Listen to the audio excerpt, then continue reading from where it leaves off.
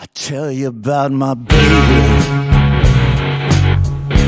Yeah, she comes around. Nearly 5'4", from the head to the ground. She comes around here.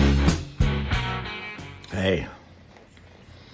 Well, back to more wacky stories from the past.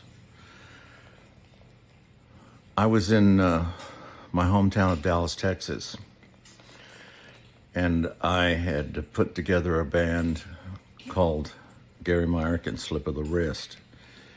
And we did all original material, and we were playing in a place downtown Dallas called The Cellar. And The Cellar had a runway in front of the band. And girls from the audience would get up and dance on the runway.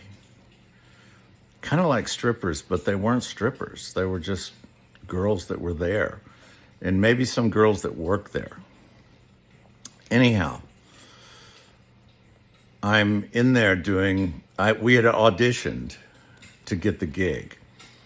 We got the gig, and in about a month, we were getting paid the most in the place, which was, it was nothing really, but it was fantastic for us because we played about 5 nights a week, all original material, which was unusual in Texas. Not that many people doing all original stuff.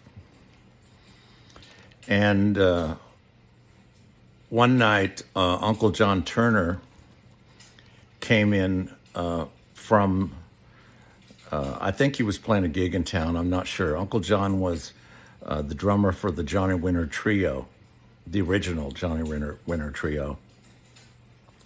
And I kind of knew him, but he was down in Austin in a band that he had started with Tommy Shannon called Cracker Jack with a K. And he saw me play, and I think he'd come in there to see me play, and he came up to me afterwards and he said, I wonder if you would consider coming down to Austin and replacing the guitarist we have. And I knew that they were making good money down there, and they were doing original material also. It was more blues rock. So I was really interested in doing that because I wanted to get more into learning more about the blues, and Austin was a real blues town. So I said, yeah, I'd like to do that. So I stopped the band that I was in, or I just left, and I took my rhythm guitarist, Mark Stimson, with me, and he came down to play some rhythm guitar.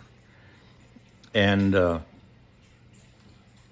we went down, we all jammed one afternoon at the Black Queen, which was a club in Austin at the time. And I didn't realize it, but I had just replaced Stevie Ray Vaughan, who really hadn't done anything yet. He was playing in Cracker Jack. And it looks fantastic on the resume. But anyhow, and Stevie and I knew each other later because we were both on Epic Records, and we played some gigs together. And he was a very kind soul, a very sweet guy. And also, Cutter Brandenburg was my roadie, my guitar roadie in Cracker Jack, and who also was an extremely nice person and just a cool guy in general. And he ended up working for Stevie for years also. So that was a wild story. Going down to Austin, replacing Stevie, playing for about 2 years before I went out to California because I wanted to make records. So there'll be more. That's one. Oh yeah, while I was down there, I jammed with Johnny Winter. That was great fun. On stage at a club. Anyhow, have a great day. Cheers.